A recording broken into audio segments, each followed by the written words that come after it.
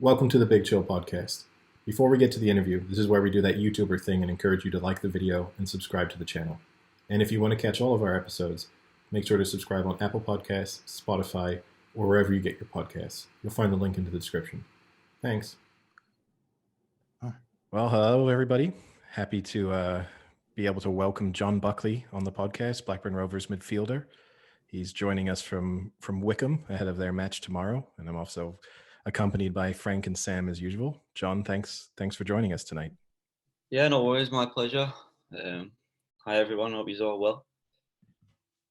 Frank, Sam, you doing well? Yeah, always. Oh, I mean, it's 32 degrees here, so I'm happy. So, John, I thought we'd hit you off with one of our hard-hitting questions, because I know just to get the interview really rolling. So one thing I really wanted to ask you, how many episodes of Olivia Meets Her Match have you watched? To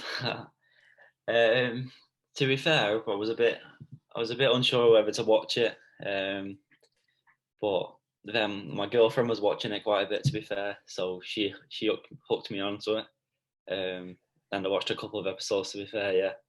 Yeah. Does he get any like stick for it within the changing rooms? Yeah, I think Olivia in it said that he likes being called daddy. So a few of the lads were giving a little bit of stick for that. Just having a joking around on the training pitch and stuff like that, yeah, which is pretty funny, yeah. No, I could see it. I'm just kind of imagining if one of my friends was on a reality TV show, I'd probably want to watch it to support them, but he'd definitely be looking for material to make fun of them with, for sure. Yeah, there was a few of us, to be fair. Bradley Johnson was like the ringleader of it, to be fair. But yeah, it was a good laugh. I did watch a few episodes, to be fair. A part of it got recorded at the training ground as well, and I was in training when that got recorded. So yeah, I've seen a lot of people like highly rating it, to be fair. So I don't know if it'll be another season or anything. Season 2. Yeah, I'm unsure about. I haven't really spoken to him about it, but yeah. If there is a season 2, do you want to be more involved? Do you want to have a leading role? Yeah, I'll be definitely trying to get in on that one. I'll try maybe make an appearance in that one. Yeah. Yeah, in a recent episode, we were discussing if we would want to be part of a reality TV show, and if so, like which one we'd choose. So we had a little debate amongst ourselves about the like style of kind of Big Brother or Real World style thing. So it'd be interesting to be being a cameo in someone else's in reality TV show. I think would be quite fun. Yeah, I think I'd prefer like real world stuff, to be fair. I think that's more my type. But everyone has their own preferences, don't they? So. And like before we started this, obviously you were telling us a little bit about traveling down for the match tomorrow and the situation in the hotel. How different is this season, or I guess the last season and a half almost, since COVID in terms of no fans and the preparation for matches? Have you felt like it's in any way hindered your preparation? And is there anything that you like more about it? It's a lot different, to be fair. Because like especially in like in away games and stuff like that, you need like the fans' help, like get a team back into a game and stuff like that, which I think is a big miss. But we haven't had for over a year now, like fans really, so it's something we've had to adjust to and like adapt to. But I played against Brentford. It'll be a couple of months ago now, and they had like I think it was 2,000 or 4,000 fans. Just when there was starting letting fans in again, but like it was very good not seeing fans again, hearing cheers and stuff when the goals goes in. It was just like brought you back to normality, really. And yeah, it was good to hear. It's like football's nothing without fans, really. So yeah. No, I can imagine the match day. It must be just a totally different experience in terms of like training and how you prepare for an individual match. Is that all different in terms of like when you're allowed into the training ground and any protocols you have to go through beforehand? At the start of lockdown, we was training groups of 5, just to get back fit again before the season started, which was very different. And then the groups gradually got more. But the preparation is similar, really. We're still allowed to like the same amount of hours on the pitch. We're allowed to do gym, do analysis of the games, prepare like how we usually prepare. But yeah, it's been a lot different, to be fair, especially from last year. Just hope we can get back to normality soon.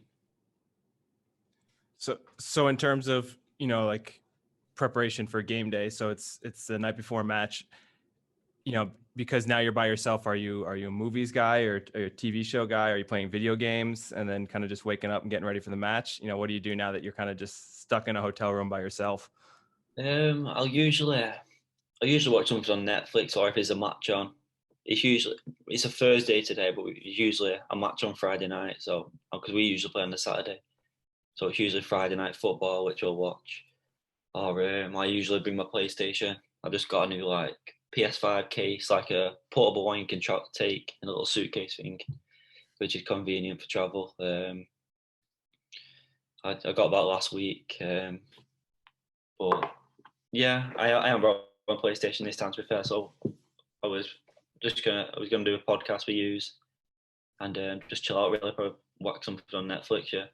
What's your go-to like Netflix series before a match? Is it consistent? Do you mix it up? What's the kind of mood you try and set? Nothing specific to football, really. Just what's like trending, really. What I'm not into any series at the minute, really. I need to like get into one. It's that F1 Drive to Survive that I might give a watch, which the lads are talking about. How about Seaspiracy? Don't know if you've heard of it. I've seen it on Netflix, but I've not given it a go. The F1 show's good. I've also been just started watching. They got Last Chance U, which is normally about American football. The But basketball one. yeah, they got the college basketball series. That's pretty good. Yeah, I've got a friend that's started that in a minute. He said he's enjoying it. In terms of games, are you a FIFA person or a Pro Evo person? I'm a FIFA person, to be fair. Okay. I know FIFA Ultimate Team or Call of Duty Warzone. I like my COD, to be fair. That's what most of the lads play. Do you play fairly competitively with the other teammates, or how is it? Are you the best? Are you the middle range? How is it? I think I'm the best, to be fair. I think a lot will agree, to be fair. But yeah, we just usually go into it together as a team, really. On Call of Duty, we have our little mini tournaments with each other. Like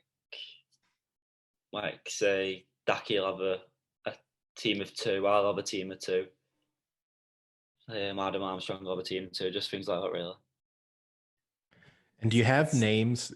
Are your gamer tags like? Do people ever figure out who you are? With a couple of lads have got stupid names, to be fair, on it, just like random names. But yeah, we've never really had anyone message us, to be fair. No one's really figured it out, I don't think. Obviously, I've just started up on Twitch, which a few people can watch. But yeah, a few of lads got stupid names, some have just got the normal names. And I guess it's a good chance for you to plug it then. What's your Twitch stream? John Buckley 21 it is. I've only just started it. Simple enough. Yeah. Okay. John Buckley, my squad number. Easy. How often do you stream? Just whenever I'm free, really. It just depends on the game week. So if you have on a Saturday, it depends if we win as well, to be fair. Say if we win on a Saturday, I'll probably stream at the night, because we're in a good mood. And most of the viewers are like Blackburn fans. You don't want to take out your anger after a loss with some COD rage, just No, I would go on COD, but I'll just go on it privately. Yeah.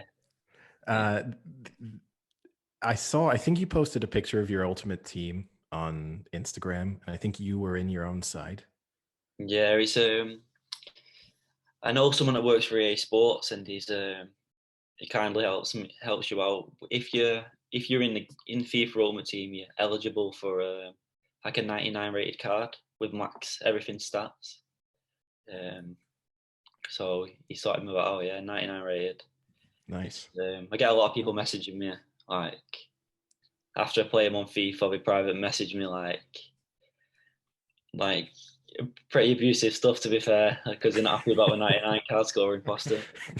And they know it's you at that point, or they just think it. Okay. Because when I score, it comes up like a picture of me, my team, and stuff like that. Okay. Okay, so they don't think you're some sort of hacker that's got like a 99 John Buckley. Yeah. Okay. If you'd rather give me a bit of abuse on PlayStation, message or Instagram DM. Yeah. Do you like, because this is one of those things that always fascinates me. I've obviously never been in a video game. Do you like playing as yourself, or is it a bit strange?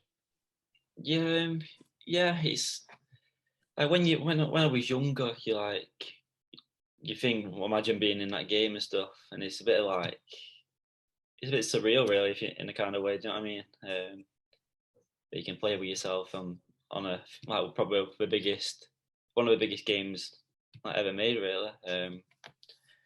But yeah, it's my normal card needs a bit of work, to be fair. That's only 64 rated. But yeah, my 99 card's very good, to be fair. No one can really stop it. When all the stats come out, do you and the guys in the changing room and that, do you like look at all the stats and think like, is this justified? Like, are some people given more inflated stats according to you? Like, do you all come together? Yeah, we have a laugh about it, to be fair. A few of the lads say like, how's he got more pace than me? I'm quicker and stuff like that. Your shooting shouldn't be that. But yeah, it's just all the laugh really. It's the lads are always comparing the stats at the start, seeing if they're correct and seeing what the height is on the game and stuff like that. Just like I say, it's good to be in the game, innit? So I think a lot of people would like dream of being on the game, basically. Really. Yeah. What do you think your most underrated stat is on FIFA then? Underrated. Don't know. That's a tough question, to be fair. I've got your skill moves gets ranked out of like 5 stars, and mine's only 3. I'd probably give myself a 4-star skill moves, to be fair. I'd probably change that. So you think they've been too harsh? Yeah, a little bit. I'd like to say I was a silver as well, a silver card. I only need to go up 1 more rating to get a silver, so hopefully next year, FIFA 22, hopefully. Yeah. You can use the last few matches of the season now just to do like needless step overs and stuff, just to try and bump your skill rating up. Yeah, just running randomly doing step overs. Yeah, I'll give it a go. That I also kind of wanted to question, switching back to the football itself. Obviously, for Rovers, the season started pretty well, and sort of midway through, not far off the playoffs, and probably back in January would have really had the aim of making the top 6. Obviously, had like a bit of a bad patch in February, March.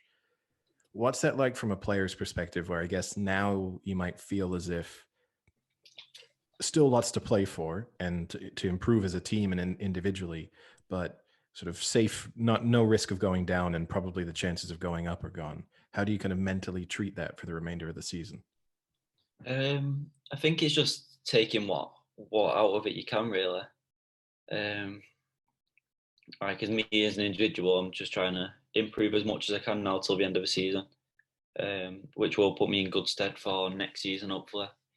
And I think as a team, it's just trying to be consistent throughout the rest of the season now. How many games can we win? Setting little targets. Just like trying to get some consistency, I think, as a team. I think that'll be our main thing. And like just keep trying to improve our performances game by game. I think there's 8 games left now. Well, we've got some tough games coming up. Like the teams fighting to survive in the championship, which is going to be no easy game. Each game's going to be different. So we just need to keep preparing, like analysing our own performances after each game, just seeing how we can get better, and hopefully it'll put us in like good stead for the start of next season. And is the feeling within the sort of squad that you've underperformed this year, or do people happy with kind of how the season's gone, or is the feeling that there was a chance for promotion kind of missed out? I think we're a bit disappointed with like our league position at the minute, especially with how we've played against some teams that are above us. Because we've played teams like in the top 6, and we've been better than them in like most of the games, to be fair. But we've lost like 1-0. We've had 0-0s, just like the fine margin. Like when we played Norwich last week, we one of the I know their central defender, and he said to me like, "You're the best team that's come to Norwich this year to play us," which is obviously a big compliment for the team. And he said to me that they struggled to break us down. Yeah, it's a big compliment from, I guess, the team most considered to be the best in the division. Did you worry at all that he says it to someone that says it to everyone each week? Yeah, It's just... I was thinking that after it, but no, we played well, to be fair. I don't think he'd do that to me, to be fair. But yeah, it's like you said, it's a good compliment, especially with Norwich, like 10 points clear, 8 points clear or something. But yeah, it's just a bit frustrating sometimes that like we struggle to beat teams that we should probably be beating. When we look in the table, like teams above us, and we think we're a miles better team than them, but just the table's not showing it. But I think in a lot of our stats, we're like right up there in the league. But the main one is the league table, and it's not looking the best at the minute. We can only need to put that right until the end of the season now. Yeah. Do you think COVID's had a part of that? Because you mentioned missing away fans for away games. Have you kind of thought that having no fans has made almost every game feel like you're playing at a neutral stadium, or do you get the difference between, Carrow Road and Ewood Park? Do you still feel that difference, or without the fans, does it just feel like you're playing at neutral stadium every week? I think away games,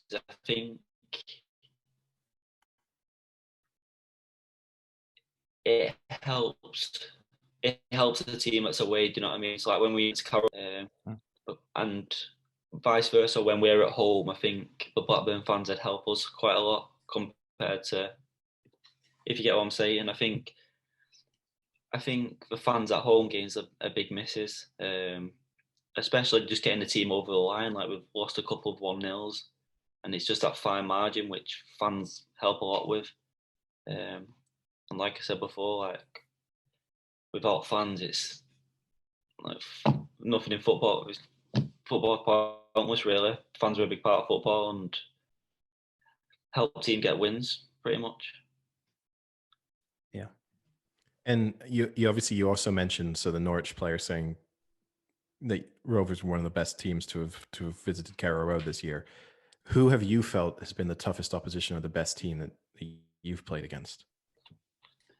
Ooh, I played Swansea a few weeks ago, and I thought even though I thought we was probably a better team, I thought they was very well organised in the setup. They played like a 3-5-2 type, and I thought it was very organised. To be fair, I'm just trying to think of other teams.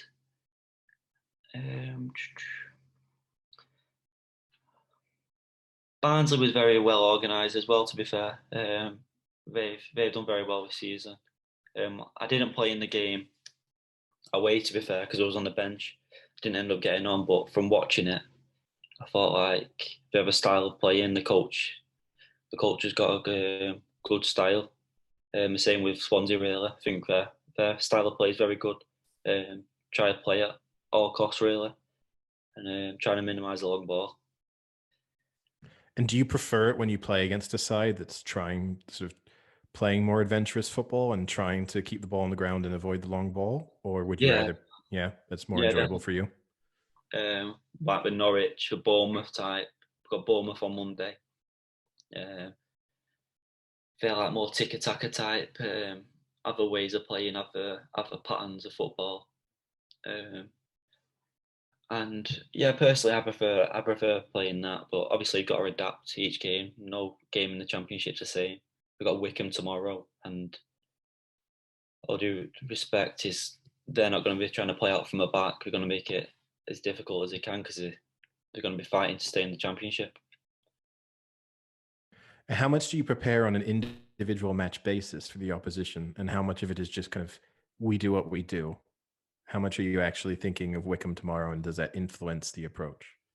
Yeah, I think as a manager, I think the manager will prepare, see what their like recent lineups are, how we can maximise our threat and minimalise their threat. We do shape the day before a game, like set pieces, stuff like that. Work on things like that, and we have like a meeting, looking at their clips from recent games, their predicted team, things like that. Weaknesses, strengths. I think most teams will do stuff like that. To be fair. And you mentioned there Tony Mowbray, well, manager. He's been very complimentary of you and said that he thinks you're a player who will have a future in the Premier League.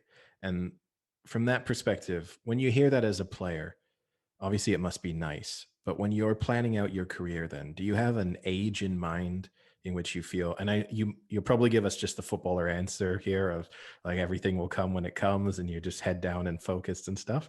But do you have an age? If you got your career planned, is there an age at which you think I want to be in the Premier League by this point, so for my career to be where I want it to be? To be honest with you, it's actually not. I don't have like a predictive goal. I just know that's where I want to be. I haven't set an age on it or anything because some people get there sooner than people. I think it's just about each person's pathway is different, really. But I've just got to try and control myself, control my performances, and just hopefully one day I'll get there. Obviously, it's every football player's dream to play in the Premier League. But to wear that by the gaffer, yeah, it was. It's good that he shows his belief in me and his trust. It's a great thing to wear, yeah. And then I've got one other sort of Premier League question, related question, I guess, which is you're sort of on record as being a Manchester United supporter, or at least having grown up as one. Is that something that still continues? Like, do you consider yourself a United supporter now? Or is it just now that you're a professional footballer, you kind of, it's your job and you don't really pay attention to matches elsewhere? Yeah, obviously I'm always going to follow Man United, but I just love football in general, really. I just watch, if there's any football on, I'll watch it. Like, I'll watch stupid games, really.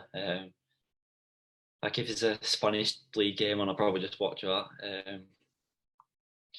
I stayed up a bit later last night just to watch like the international highlights and stuff. I just admire football, really. But yeah, I do follow him since I was 6. So, like, Blackburn's a big part of me, really. And that's why I keep doing well for the club. I think I probably got you beat on this staying up to watch weird football. I stayed up last night to watch Barbados play an international match for no real reason. So it's if it's on, Yeah. I can understand just putting it on and getting glued in once it's there. Yeah. Was gambling the reason? Gambling was not the reason. No, there was no financial interest in the performance of Barbados. Okay. I'm doubtful of that, but fine. You mentioned that you've been with kind of Rovers since you were 6. How much have you seen the club change over that kind of period of time? Do you think it's changed massively? Do you think like ethoses have changed, or long-term strategies, etc.? Do you think that's changed a lot? A little bit, to be fair. Because when I was younger, I was in the Premier League. When I was coming up through like around the under 8s time, and we have 2 training grounds, like one at the bottom and one at the top. And the top one is like where the first team is, and the bottom one's like where the academy is. And when you go up to the under 23s, that's when you go up to the like where the senior and the reserves is. So I've played a lot of my like football at the academy bit, to be fair. And I just remember like the big names like David Bentley, like Chris Samba, people like that. They was all at the top. And I remember we used to go like on days out each year, like the academy, where you can get like a ball signed and stuff. And I just remember always looking forward to that day where you used to meet all the first team players and stuff like that. Was there ever a first team player who really impressed you in terms of how he dealt, like the time he took with younger players? It's hard to think. I remember Roque Santa Cruz. I remember him being like very, very nice to us all, and like not being shy to saying, "Do you want a picture?" and stuff like that. I remember Brad Friedel's hands, the size of him. Like I remember him being huge. But yeah, it's been like a journey, to be fair. Because I've gone from like ball boy in the first team games to be playing. As you know, I made my 50th appearance last week. So from being like a ball boy to be making that milestone is like a big for me, really big achievement. And is it hard to kind of wrap your head around that? Like, does that sink in very easily? Are there moments where you sit back and kind of look at that transformation, that journey, and you're just kind of stunned by it? Yeah, it all comes pretty quick, to be fair, because the games come thick and fast, so you don't have really time to think. But once the season's finished, I'll probably analyze my season and how they improved from last season. What can I do next season? And at the start of next season, I'll probably set myself another target. If that's to do with goals or assists, appearances, starts, just stuff like that, really. But yeah, it all happens pretty quick. But when the season finishes, I'll probably see how many appearances I am and things like that. You mentioned earlier like all the great names that have played for Blackburn over the years. What interests me is obviously being champions kind of in the mid-90s, and then unfortunately getting relegated, especially to fans like Eddie, and unfortunately being at Ewood Park on that relegation day. Actually, do you still feel in the championship that Blackburn still carry that kind of aura around them of being Premier League champions once? And do you still think that people almost want to beat you because you carry that kind of almost like a fallen giant status of sorts? Do you still find that with other teams? Do people still bring it up? Yeah, I think there's a lot of fans that miss being in the Premier League and stuff, to be fair. And it's our job to try and get the club back there. The club's like a great club. If you look at the stadium and the Jack Walker legacy and stuff like that. And even walking around the stadium with pictures of, I think it was like the Worthington Cup then, and like pictures of Shearer and stuff like that. But just by their names, by his name, it shows what big club it was. always, and it's like a Premier League in the stadium and stuff like that, which is like massive, really.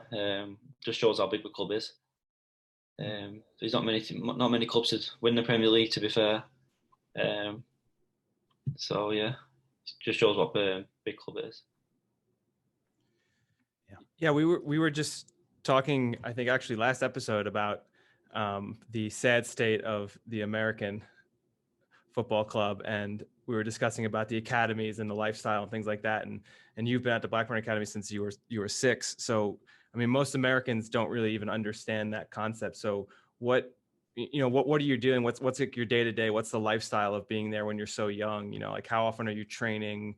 What are you doing? You said you were the ball boy and things like that. So what's kind of the progression of going through the academy? Right. Yeah. So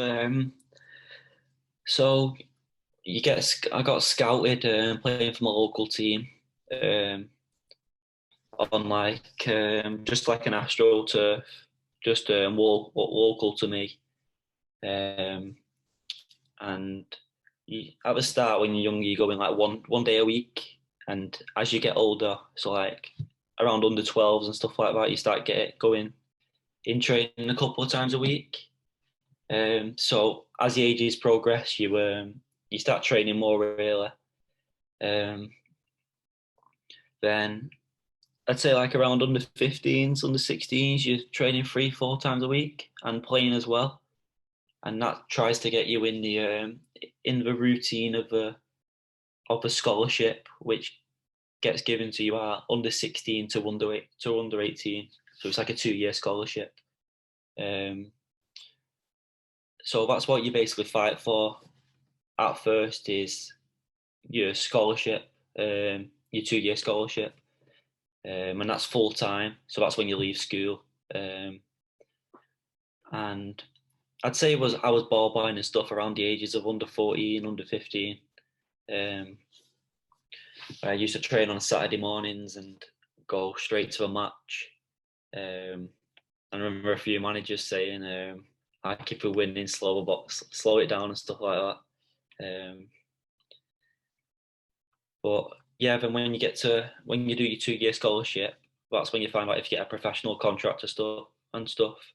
And I'm lucky enough I've had a few now, and just recently signed a new one, taking me to 2024. But throughout the academy, we usually do contracts in 2 years. So at under 12s, you'll probably find out if you sign a 2-year contract to take you to under 14s. Then after under 14s to under 16s. So we do it in 2-year blocks, really. And you can't sign a proper like pre-contract, it's called, until you're under 9s, like 9 years old. So because I was there at 6, I could still like experience other clubs, really. I tried out a few other clubs, but at the time I had a few friends at Blackburn as well from a local team. So that was one of the main reasons why I come here. And I've seen a lot of lads like go, to be fair, throughout the years. But yeah, I'm just happy I'm in the first team playing now regular. And at what age did you really think that you had a realistic chance of becoming a professional footballer? It's hard to say now, really, but I knew I was talented. Like I'd say under 15s, under 16s, because I got my scholarship like first out of all the group, so I knew that I was good, to be fair. Then my scholarship, the first year I played a little bit, but not as much as I would have liked. And my second year, that's when I just like done very well, to be fair, and got into the under 23 team. Then I was lucky enough to have a back end of the other season, make my debut against Sheffield Wednesday at Hillsborough. Yeah. And is it tough to deal with sort of as you do progress through those age ranges? And you said you had friends, Like obviously some of them will have dropped off at different moments and not got contracts and not got scholarships. Is that a really difficult process to go through where you're happy with yourself and obviously focuses on you progressing, but you're seeing friends kind of having to go back to school or go and do other things or just go to other clubs? Yeah, but it's difficult to see, but you're all fighting for the same thing, really. It's gotta be a bit selfish at times, I think, and it's all part and parcel of football. It's full of ups and downs on the way. You don't always get what you'd like. Even at this level now, he's ups and downs all the time. It's just how you deal with it. You've got to you just got to like adapt to the situation really and stay mentally strong. I think a lot of football's very mental. Not what a lot of people see. But it's just dealing with setbacks, and when the good's good, make sure that you try and stay there as long as you can. And at the club, you're talking about the mental side of things then. Is there a sports psychologist? Is there any involvement of that? Or is it just kind of if you need additional help, you can seek it? Yeah, there's a sports psychologist that was with the academy, like under 18 type, and he's still there to speak to if you want. I've spoke to one outside of football though, just about how to keep improving and stuff. Keeping your mind switched on. He's called Luke Staten. He's helped me a lot. To be fair, out of football, just like I said, just keeping me a mental side there. Like, what can I do in the extra sessions and stuff like that? Just how I can like stay ahead of the game really and keep bettering myself.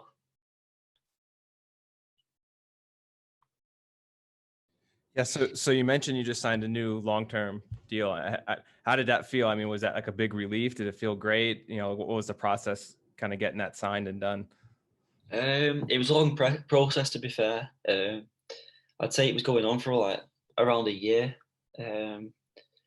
because I got told I was getting one, then just as we was about to sort it out, then COVID came, so that delayed everything, and we was off football for. Then when I got back into football, it was getting back to playing well and sorting it out, negotiating things like that. But yeah, when I signed it the other week, I was over the moon. I was buzzing to get it signed. It's a long time. It's a long time to 2024. But yeah, I was over the moon to get it done really. And who does that negotiation? Is that you? Is it your agent? Is it directly with Tony Mowbray? Is it sort of other people in management within the club? What's that dynamic like? My agent sorts things out like that for me. He negotiates on my behalf.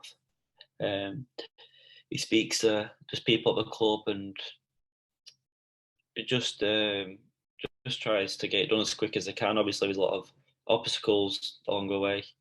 If someone wants something, the club don't want to do stuff. It's just a process, really. What agents are there for, and yeah, I'm just over the moon. It's done now. It's a little bit of pressure off my shoulders to start playing freely. A bit of security. But yeah, a little bit of Blackburn. So just see how the next few years go. Yeah. That's awesome. And then so after you signed, do you have to take the whole club out for dinner? Is that like the rule? Within the... No, I'd have no money left from a new contract if I'd done that.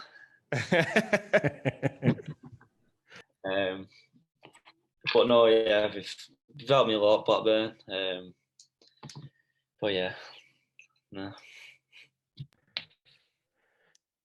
And so you talk about the security there and stuff. I'm interested then now you've signed your new deal, because this is an aspect that always interests me, I guess. What else does your agent do for you?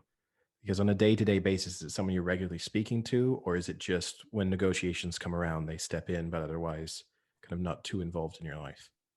I think people's relationships are different with their agent. To be fair, some just want to speak to them when they need them. Some want to have a close relationship with them. I'm close to my agent. To be fair, um, I've been with him since like under 18 level. So I've been with him for a few years now, and he helps me massively. I speak to him most days. Yeah, I just speak to him like the day before a game, usually after a game, give him a ring, see how he thought the game went. Just helps with advice, really. Um, as well as my dad does, I'd rather speak to my agent or my dad about like football stuff, really. Are you going to do the Erling Haaland then and send your dad and your agent off around Europe to be photographed by just to drum up interest in you in the future? I know that's crazy. I've done that, but no, I'm not at that stage yet. One day.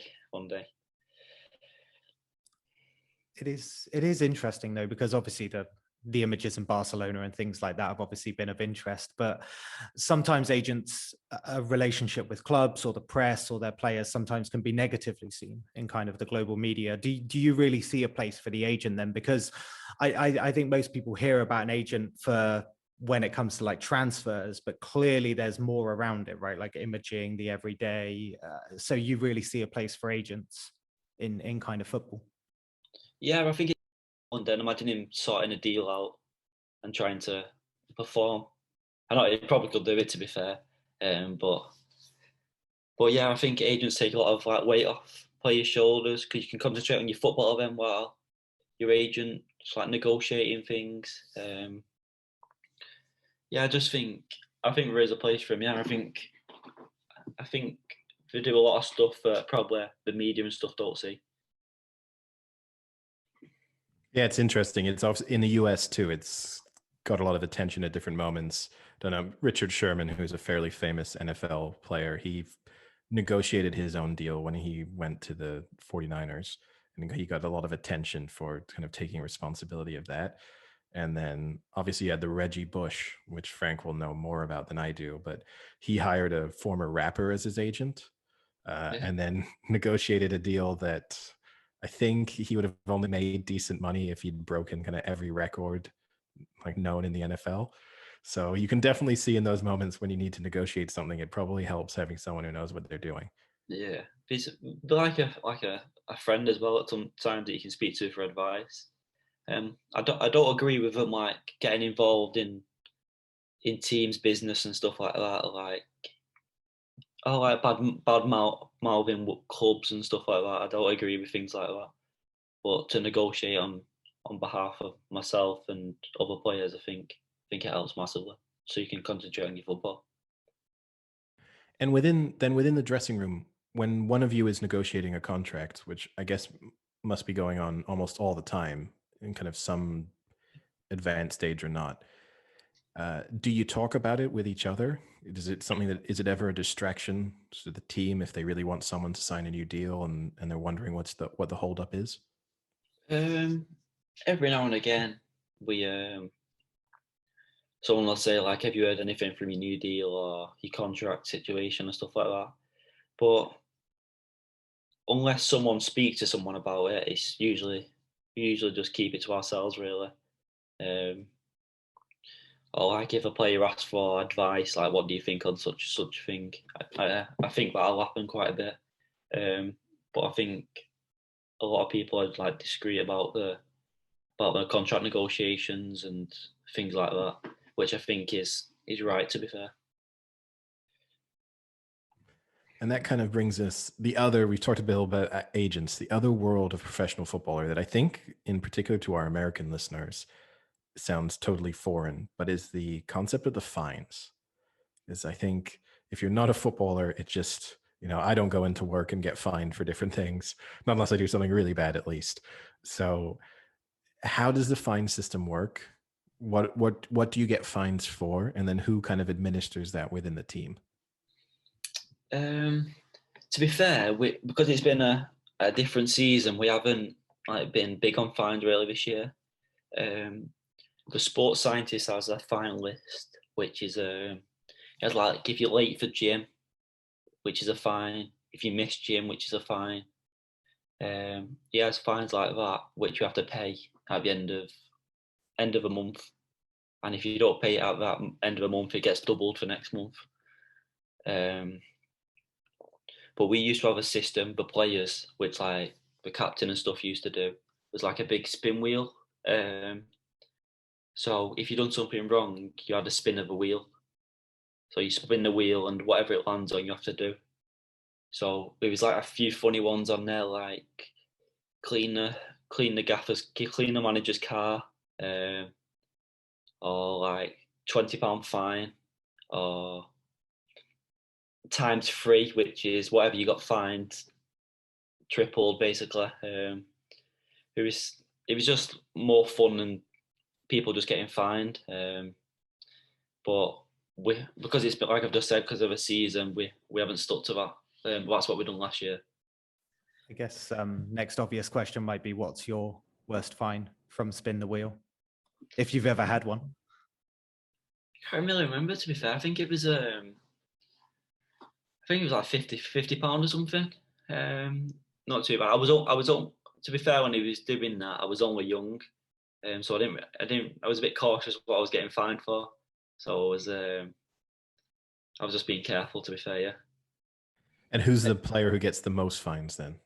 Is there someone who's just always late and missing things, or is it pretty good? To be fair, it's pretty good. I can't really remember when we had the wheel who got fined the most, because, like I said, it was last year. But like the gym, being on time for gym and miss gym and stuff like that with a sports scientist, that's generally good. Not many of the lads really miss it. Yeah, it's pretty good on that. No, to be fair. And then what happens at the end with like the pot? I mean, do you all go out and have dinner with it, or it goes to a end of year night out, which will be like rather go out like for a night in London, or go for a meal or something like that. We usually do 2 each year. We haven't this year, but last year we did. We usually do one at Christmas time, and then at the end of the season. Last Christmas we went to Winter Wonderland in London. It was just like a Christmas team bonding type, which was good, and we just spent the money there, really, what everyone's chipped in with. So like if we see you book Adele for your Christmas party, then we know it's been a bad year of fines. Yeah. Yeah, everyone's generally usually good, to be fair, though. Like paying fines, not getting fined and stuff like that. So it's just a good system, and keep everyone intact, basically. Yeah. Would Yeah, it'd be interesting you if- deliberately, would you do? Nah. You could just do it yourself, Sam. Yeah, that's true. No, no, I can't see anyone doing that, to be fair. A few of the players are dubious about paying the fines anyway. No, like arguing, saying, no, I didn't. So no, I don't think anyone will do that, to be fair. And do you pay in cash? Does someone have like a card reader, or you just just cash, really. Got to draw it out from a cash machine and bring it in at the end of the month. Yeah, it's better than, it's just more easier to deal with, isn't it, really? Yeah, I guess it would be a bad sign if someone had progressed to the level where they're carrying around a card machine to collect the fines. It's probably not been a good month for someone. I know. I think the banks would be questioning it as well. Yeah, also true. Yeah. So I guess that's one of the. Sorry. Go ahead, Frank. No, go for it. I guess that's one of the downsides of being a professional footballer, is the having to pay the fines. What's like one of your favorite things about being a professional footballer? Just doing my dream job, basically. It's and being like a bit of a role model to people that can look up to. Yeah, just playing football for a living. I'm very grateful to be doing it. That's obviously one of the pros, but it's a lot of hard work that goes into it. What many people like don't see, like you're probably a young lad saying like we want to be professional footballer, but to do it is actually like a lot tougher than people think. It's like less than probably 1% of people think it is that become a professional footballer. So for me to be doing that is obviously a big like pro for me. Is there any? I appreciate we haven't had you talk too much, Eddie. Go on, go for it. No, that's fine. Do you feel like people treat you differently when they find out what you do? Like when you introduce yourself, and obviously you might not immediately be recognized, but the moment that they find out, do people take additional interest? Do you feel like there's a change in attitude towards you? Yeah, I do. To be fair, I just in general conversation, I think if they know that I'm a footballer, I think some people might just like respect me a bit more, and yeah, it's just I think you've just got to be a bit like careful of when you're paying for things and stuff like that. That people might try and take a bit of advantage of it, thinking, oh, he's got like a lot of wealth and stuff like that, which is not always the case. With things just like car insurance, if you're buying a pair of football boots from a Instagram page, I just think people have got to be careful from things like that, because people might not add things on just because they're a footballer. We don't know what their contract situation and stuff like that. I just think that's what you got to be careful of. Yeah, I get that. I think everyone imagines professional footballer and kind of thinks of like Paul Pogba level of weekly salary and stuff, and doesn't think that it's not obviously that I'm sure you're doing very well, but like that it's not necessarily the hundreds of thousands of pounds a week that people might be raking in elsewhere. Yeah, definitely. It's like I said, people just got to be careful and make sure we trust the people which I'll be speaking to, really. Like I've just been trying to order a pair of boots off Instagram, like I've just said, and I think he's trying to add a bit on. Do you know what I mean? Because it's very expensive, but I'm like, no chance. It's just got to be careful. And these are football boots you're buying? Yeah, football boots. Yeah. That you would like to wear in a match, or just for? Yeah, to wear in a match for training a match. Just like I like ordering boots. To be fair, it's a boot. It's like an old pair of boots that was out a couple of seasons ago, so you can get hold of them. But you're saying like £400 for a pair of boots, which is like expensive. Which was like retailing at like 180 or something. And why do you prefer the older ones? Is it nostalgia, or it's actually you think it helps in terms of? Do you notice a big difference when you're playing? I like that style. I like the style of boot. It's Nike Tiempo. It's the ones I'm wearing at the minute, like red Tiempos, yeah. But I used to have a blue pair, and I'm just trying to get them back. To be fair, so just like that style of boot. Are you ever prevented from buying? Because obviously we hear about like imaging rights where they only wear like Nike or Reebok or Adidas or something. Do you have to be careful with what you buy in that respect as well? Because maybe contractually speaking, you or some of the players can only wear like a certain brand, or they're like an ambassador for a certain brand. Do you have to worry about that factor as well, or are you kind of just free to wear and buy whatever make you please? Yeah, me personally, I'm free to wear whatever, but a few of the lads are contracted to different brands and stuff like that. Like Harvey Elliott, who's on loan from Liverpool, he's with New Balance. He's in the contract with New Balance, so I'm guessing that's what he's got to wear.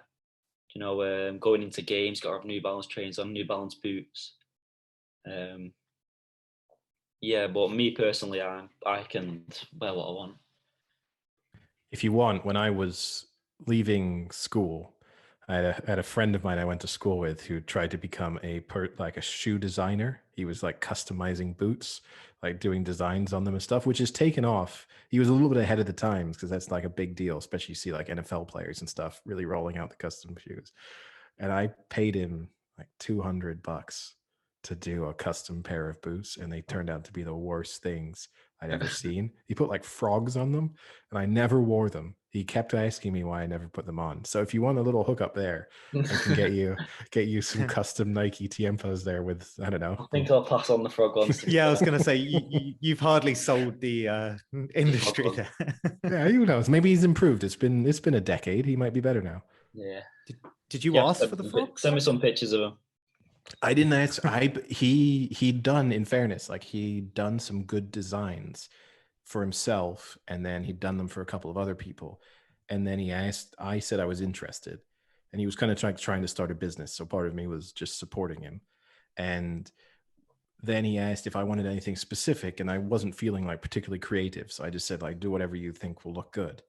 And then he gave me the ugliest shoes I'd ever seen. So like, I don't know, maybe he just hated me. And that was his way of taking my money and sending that as a message. But I probably should have given him some instructions, I guess.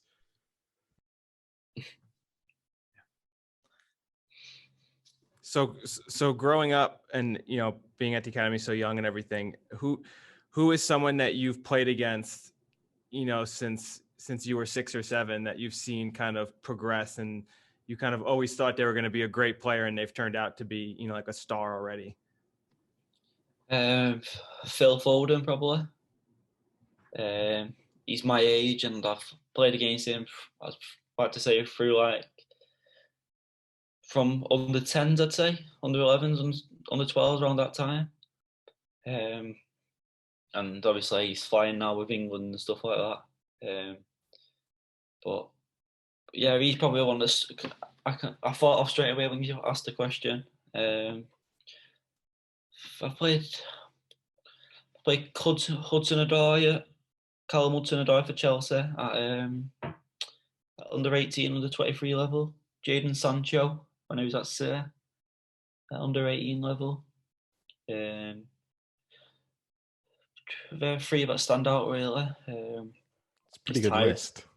It's not a bad list, is it? It's not bad. I've heard of worse lists. Yeah.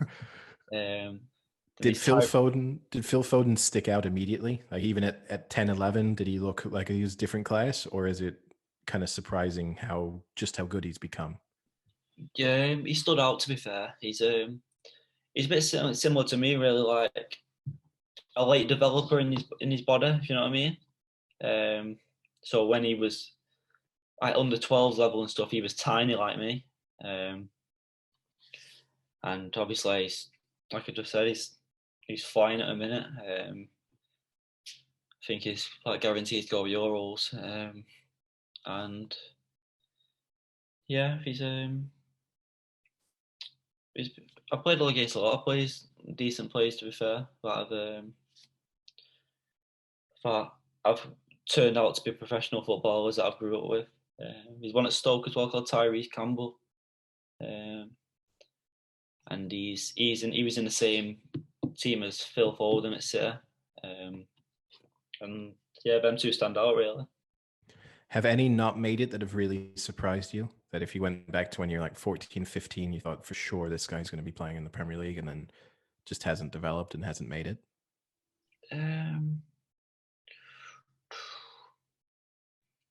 It's hard to think. I don't know if you know someone called Angel Gomez.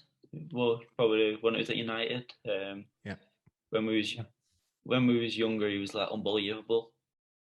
And I think he's on loan in Portugal at the minute. I think he signed for Lille in France. Yeah. He was like, I thought he probably still will because he's a very good player, but I thought he would have maybe been in the Premier League. But yeah, I have no doubt he'll probably get that there. And you've mentioned a couple of players there in Sancho and in Gomez who've gone abroad. Is that something? Obviously, not a lot of English players do leave England at any point. Is that something that tempts you at all? Is it something you'd be interested in doing, or just happy where you are? At the minute, I'm happy, but you can never say never. You never know what's going to happen in football. Yeah, it's something that might interest me later on in my career. Like a lot of players go out to the MLS now. We just had one from Blackburn go out to the MLS. Derek Williams just signed for LA Galaxy. Yeah, it's something that like interests me throughout my career. It'd be nice to have a change at some point, but I'm happy. I'm more than happy at the minute, and my focus is get to the Premier League at the minute. Hopefully with Blackburn. Yeah, it'd be quite the change to move from Blackburn to LA. It would be a little bit of a lifestyle adjustment, I think. I know. He put a picture on his Instagram story today, and it looks unbelievable, the weather and stuff like that. So you've mentioned obviously Manchester United from a kind of childhood support. Is there any clubs going into Europe that you would like dream of going to, or any leagues that you kind of find maybe fit your play style and things like that?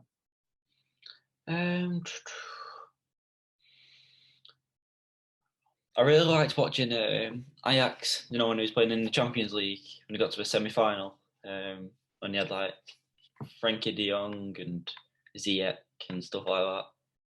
Really enjoyed watching that team.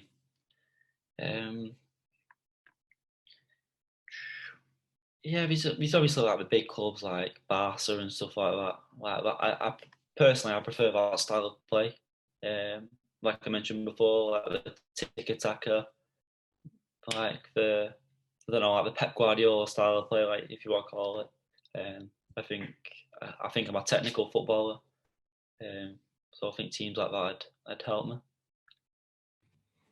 And then I'm also interested to get your thoughts, because you mentioned Phil Foden there and his involvement in the England team. Obviously, in midfield, England have quite a lot of options, particularly in that kind of attacking midfield position and role. Who do you think should make the squad for the Euros? We must have this debate at football so much. Everyone's team's different, to be fair. It's tough. It's very tough. So you just want the midfield three? Yeah, let's start there. Yeah. See where you're. Yeah. The midfield three. I would rather have Declan Rice or Henderson sitting, depending if Henderson is fit. Then I would have Mason Mount, and I think Southgate would go with him as well, to be fair. And I would rather play. I think I'd play Phil Foden on the right wing, to be fair. I don't know, but between the two attacking ones, I'd go between Mount, Foden, and Grealish. They're the three I'd go between. Then I think the back four would be Stones, Maguire, Shaw, and Walker, the one that's been playing the last couple of games.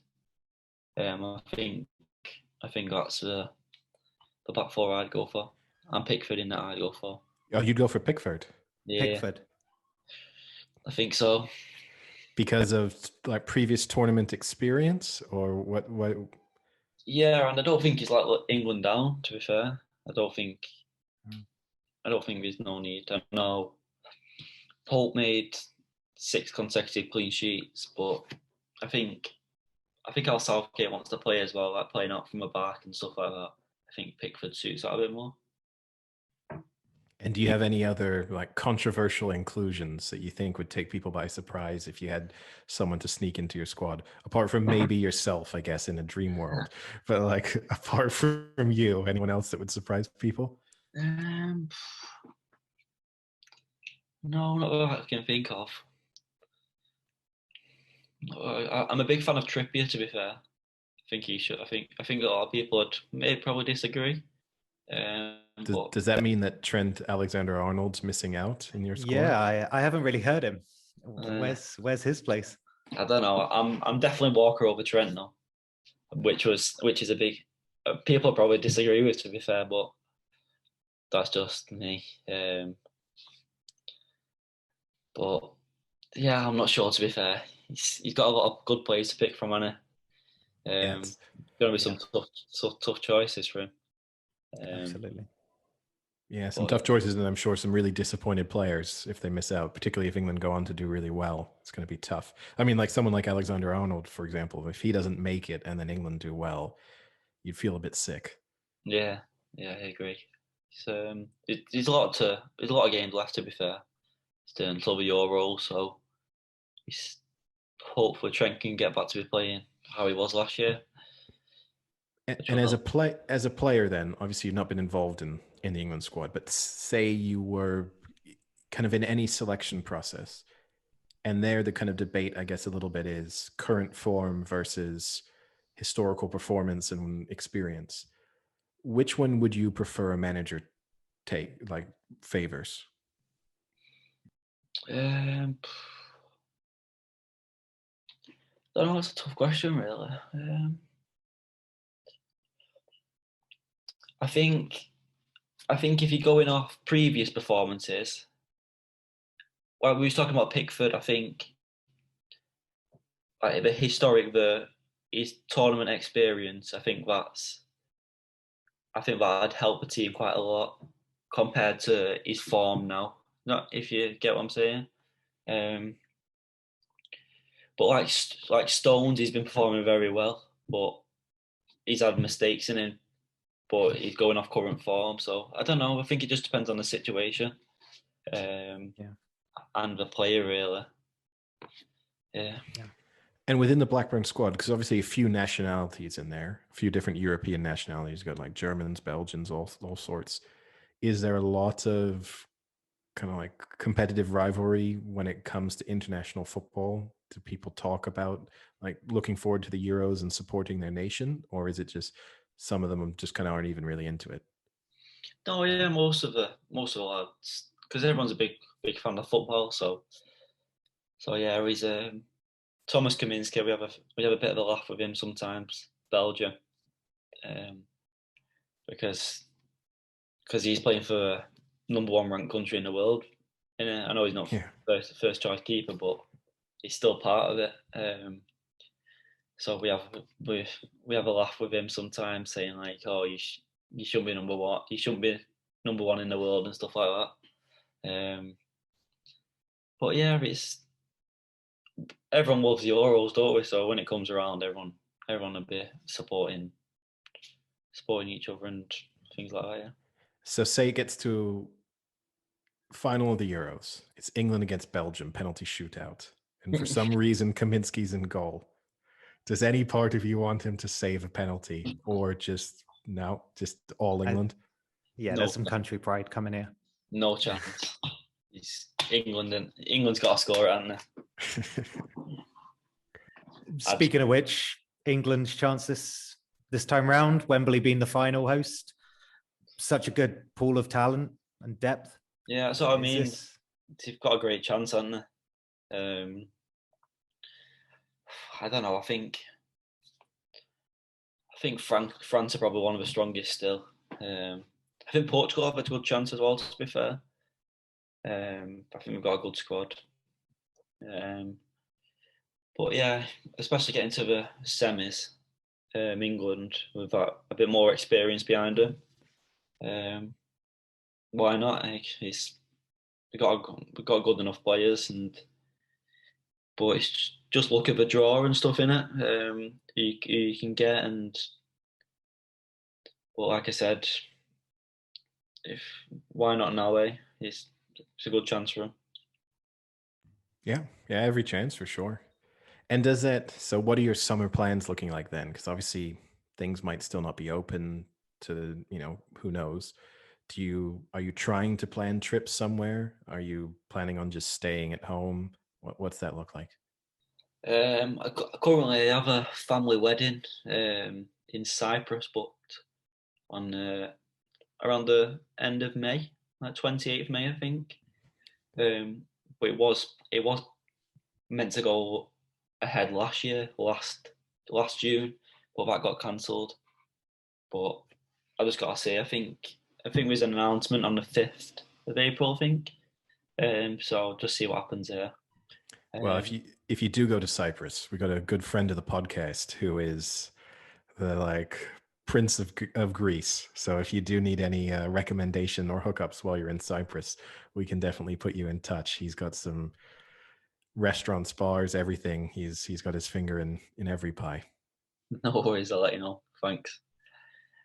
And then in terms of training off season, I mean, when does that pick back up? Do you take a nice long break, or are you just back at it, the day after the season ends? How's that usually work for you?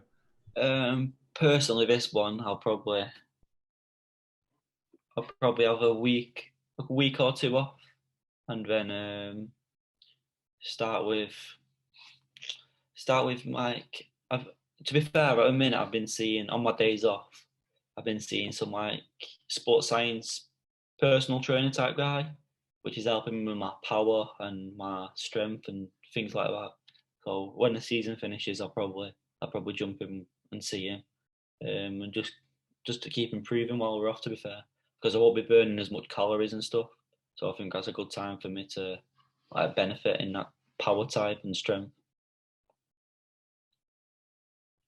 You got any tips, Frank? For No, I'm sure his trainers are much better than anything I can give him advice wise.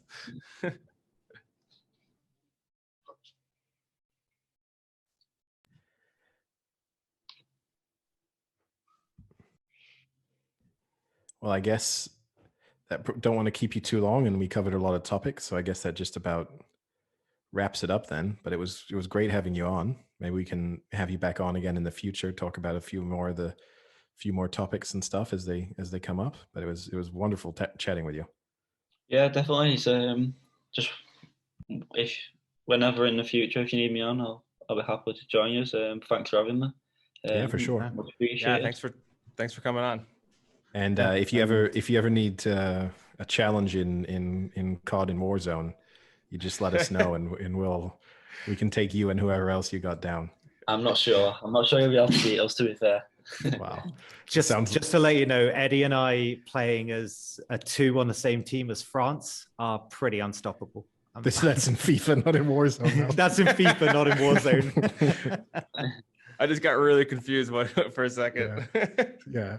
But in Warzone, we're a pretty solid duos. So if you ever you feel like there's not enough strength and depth within the Blackburn squad, we're happy to hand out some COD lessons. No problem. You'll be the first to know. I look forward to that call. All right. Yeah. Well, good luck in the game tomorrow. Yeah, good luck. Thank you. Yeah. Cheers. Thanks a lot. See you. Thanks for making it to the end of the video. We appreciate it. Make sure to like and subscribe so that you don't miss out on any of our future videos. And search for us on Spotify or Apple Podcast if you want to get all of our episodes. Thanks.